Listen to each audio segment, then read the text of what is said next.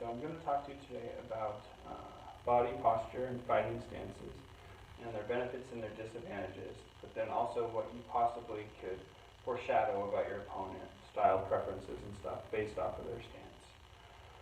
So the best way that I like to think about it is people present you with their weapons. And so this is a basic stance with feet shoulder width apart, facing forward, hands down by your side. There's not really any threats. The only threats would be like a head motion. I guess the only thing that I'm going to break this up into kind of like hands, knees, feet, and shoulders. And so I guess the only thing to really say about at this point is when your feet are together, you have more lateral hip motion. Okay, now let's not start there. Okay, so first thing just to notice is that your knee depth determines your range of distance. So the more your knee is bent, right, the more distance you can travel. So this would be like a box jump, right? So you can travel really high, and a little bit is less knee bend is more like a jump rope. And so if you counter someone and they come in with a deeper knee bend, you know that they're going to be lunging. More than likely they're going to be lunging at you. Versus if they come in a little bit taller, they're going to be skipping in and out of range, trying to slip things. It's just something to notice, kind of like a cobra, right? The more coil, the more spring. The next thing to kind of think about too is the way that you generate force, right? And so the wider the stance, the more lateral force that they can generate, right? Because the force is going to spring this way. Versus if your feet are closer together, now you're generating force more upwards. So a wider stance, you are going to be moving more laterally in and out. And a forward stance, it's not that the opponent will be jumping, but it's easier for them to pick their feet up. So if they tend to kick, they will tend to have a shorter stance because there's less weight transfer before that foot can come up. Obviously, if it's a wide stance, now that foot won't come up very easy, or it'll quickly come back down. And so a general rule of thumb is if they have a really wide stance, they tend to be able to generate more power with their fists. If they have a little bit of narrow stance, they're going to be a little bit more kicking dominant because you can get more strength from your kicks, but you get less from your hands. The other thing,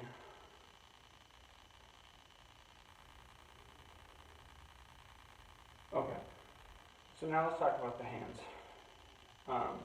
In general, it's good to know as you bring your hands up, you're increasing the weight higher up. So if you have your hands by your head and you're high up, it's more difficult to have head movement than if you have your hands lower. There's less weight, right? The weight is sitting lower, so it's easier to move your head.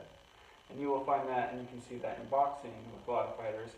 If they're slipping, they tend to fight with a little bit lower handstands. Versus if they're sitting up here, they're more offensive. They know that they're going to take a hit, but they're going to be able to get into your range and give you more power. The other benefit with the hands down is you will see this with wrestlers and jiu-jitsu people, because with the hands down, you're able to do more of a takedown defense. You're able to block takedown defenses, and you're able to shoot in a little bit easier than if your hands are up. So hands higher up increases the weight higher up. Hands lower keeps the weight lower, and it tends to be easier to have head movement. Okay, so let's kind of break this out. Okay, so one of the things that I said was that people will show you their weapons. So neutral position. So let's take a look at a sideways stance. The other thing,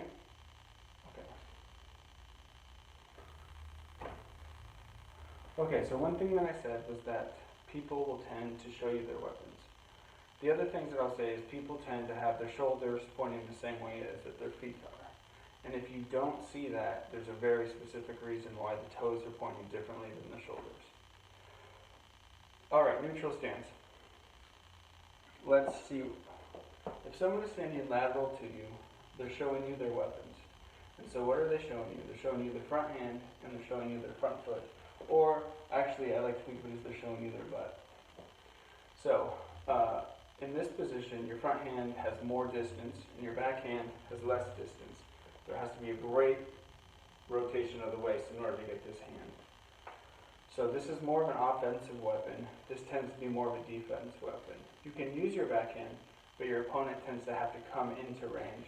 So it's a counter. This backhand becomes a counter. The front hand becomes jab dominant and hook dominant. The shoulders tend to be pointed naturally with the toes. And so this position, again, the front foot, a side kick, and because your hips are showing, it's easier to do a spin kick. So your main weapons are your front hand, side kick, spin kicks. Your backhand becomes a defense weapon. Obviously, if they're standing in a wider position, they are, and it's more difficult to get that front foot up, so they're less kicking, and they're more likely, because they have greater lateral motion, going to be popping back and forward. And you see this wide position a lot with point fighting, and they're just trying to pop in and pop out. Let's say that you see this position, a sideways position, and the toe becomes pointed forward. So now this is a not natural stance. The natural position is for the toes to be sideways. Now we have the toe pointed forward. So what weapons are they showing you? You can see that the hip begins to open up. So they're cheating this foot forward. So now this foot becomes into play. A little bit more front kick, a little bit more crescent kick.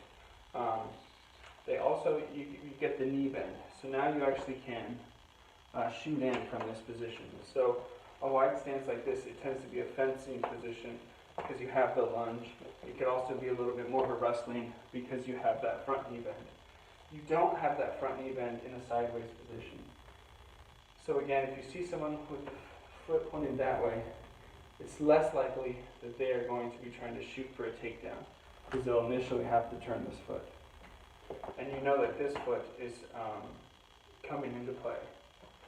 You can spin kick from this position, but you first have to pivot this foot, and then it becomes into play. So it's less likely that they're going to spin.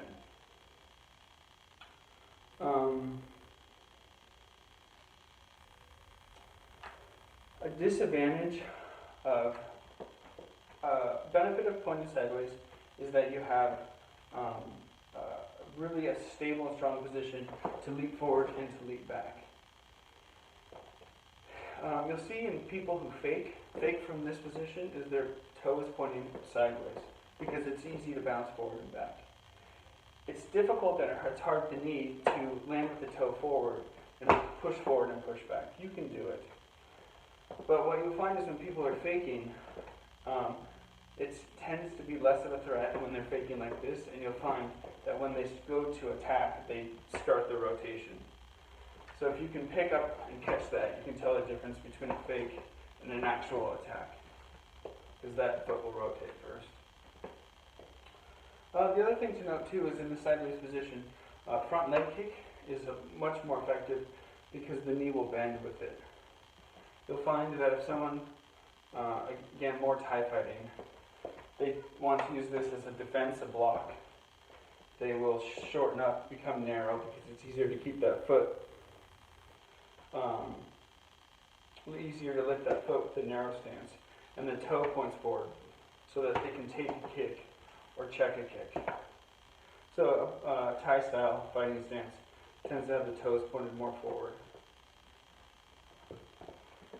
What else about this position?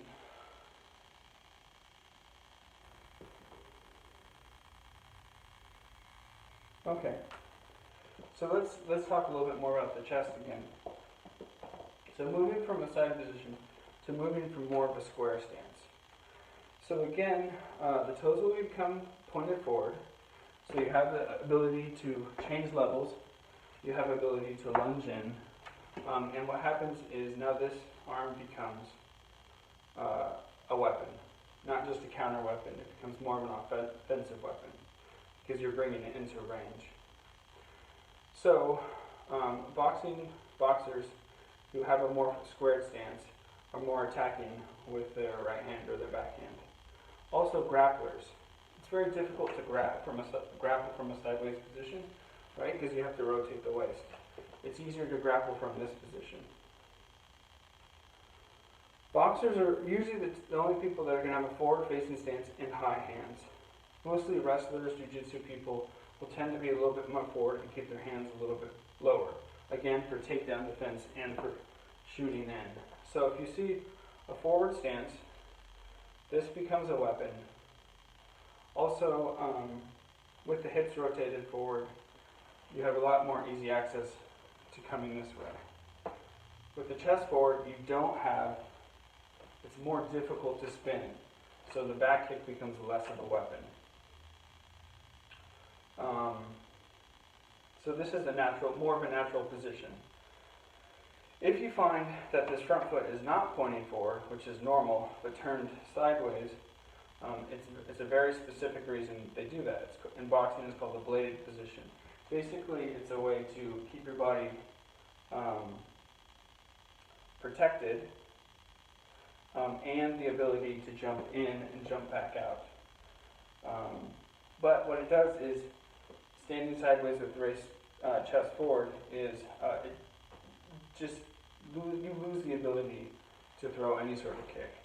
So very specifically, if you see someone in a twisted forward position like this, dead giveaway it's a boxer and it's not likely that they'll throw kicks. They also can't come in for a takedown.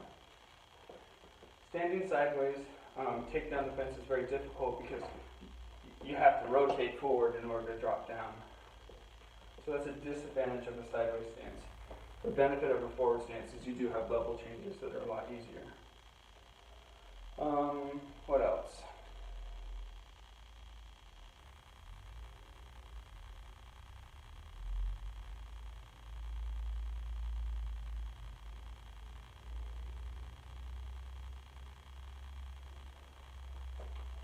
Okay, so that's all for now. Hopefully that's helpful and can give you kind of a framework to think about fighting stances and evaluating people fighting.